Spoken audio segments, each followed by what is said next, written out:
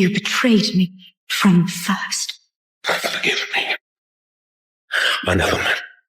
Please, God, easy. You sold my secrets to the man who killed my father and stole my brother's throne. You want me to forgive you? I have loved you. Love? How can you say that to me?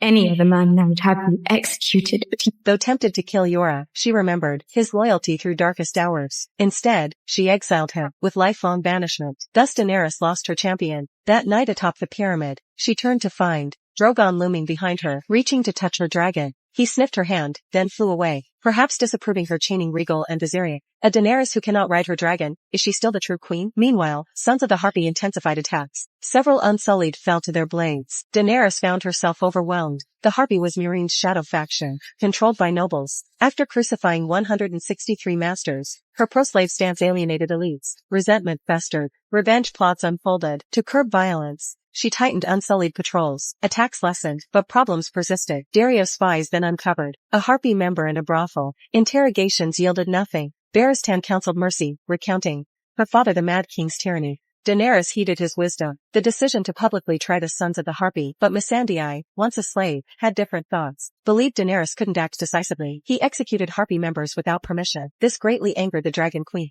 A realm has its laws, a house its rules. Daenerys publicly judged Missandei. Freed slaves pleaded for mercy. The Mother of Dragons faced a dilemma. After hesitation, she gave the order. As Missandei's head rolled, silence engulfed the square. They understood neither laws nor governance, only saw their brother's killer in Daenerys. Then, a Harpy threw stones at nobles, sparking mass rebellion. Daenerys stood paralyzed. Barristan shielded her retreat. Her political inexperience left her despised by all factions. The Harpy intensified attacks, luring Unsullied patrols into traps. They ambushed them.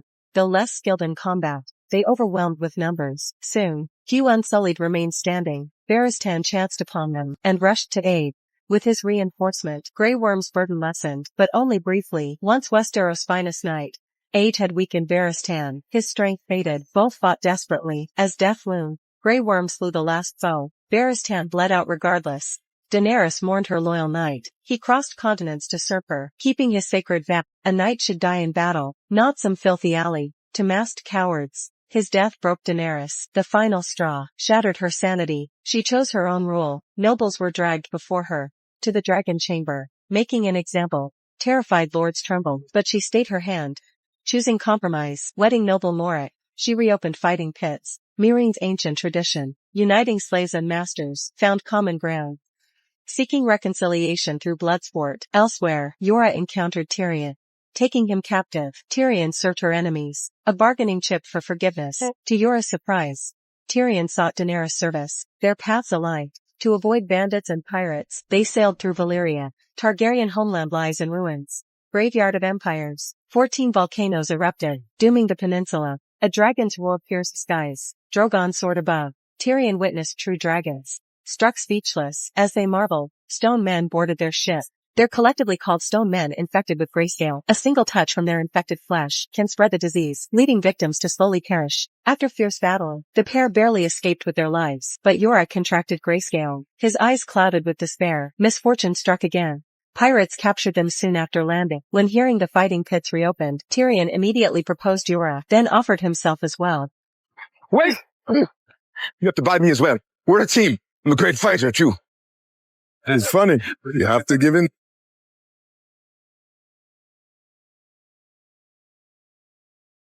No! All right. So. After wandering endlessly, they reached Meereen at last. The pit's brutality disturbed Daenerys. She rose to depart immediately. Yora charged into the fray, swiftly defeating remaining fighters. Striding before his queen, Daenerys coldly commanded, "Remove him at once." Yora pleaded he bore a gift. Tyrion emerged dramatically, declaring himself the offering. The queen remained skeptical. "I'm Tyrion Lannister." Facing her family's enemy, Daenerys burned with fury. He revealed his own family wanted him dead. "You lack advisors who grasp Westerosi politics and its players. I'm uniquely qualified for this role." The queen considered this, testing the imp's worth. She demanded judgment for Yora. Having sworn death for traitors, he knew the penalty for returning. To spare him now would undermine royal authority. Tyrion stepped forward, arguing Yora's past mattered less than his current loyalty. "He would serve you so devotedly, fighting to their last breath."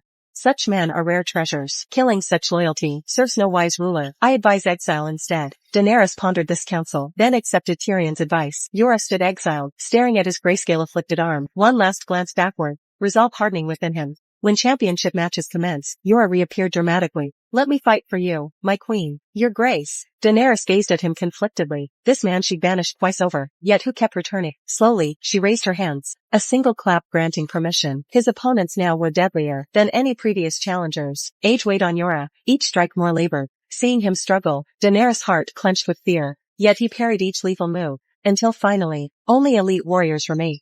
As Yora weakened, foes mocked his fading strength, youth taunting age's frailty. As the foe prepared to strike the killing blow, another fighter intervened. Only 2 combatants remained. The tension reached its peak. Seeing Yora struggle, the opponent grew overconfident. Attempting to create dramatic flair, Yora erupted in fury, ending him with a lethal death roll. Victorious, Yora felt no triumph, but hurled a spear toward Daenerys, piercing his sons of the Harpy ambusher. The arena was surrounded by Harpy cultists, who launched their assault. Chaos engulfed the Colosseum.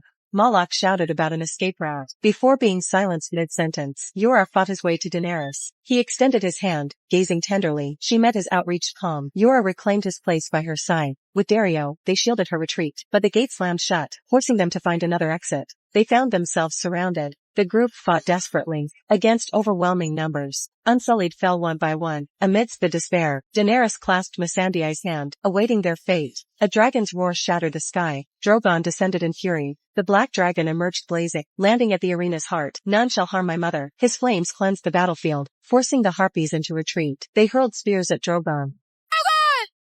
Daenerys approached with concern, removing the embedded spears. Drogon growled in pain, then wheeled with a roar. Recognizing his mother, he gentled instantly. A daring plan formed in her mind. She cautiously climbed aboard, commanding in Valyrian. La. Drogon surged skyward, bearing her into the open skies. Her dragon rider era began. Though she couldn't steer, she let Drogon fly northward, until Dothraki Holy Lands. Surveying Drogon's wounds, her heart ached, but Meereen needed her. Her people awaited. Drogon hesitated, licking his injuries. As she mounted again, he shook her off.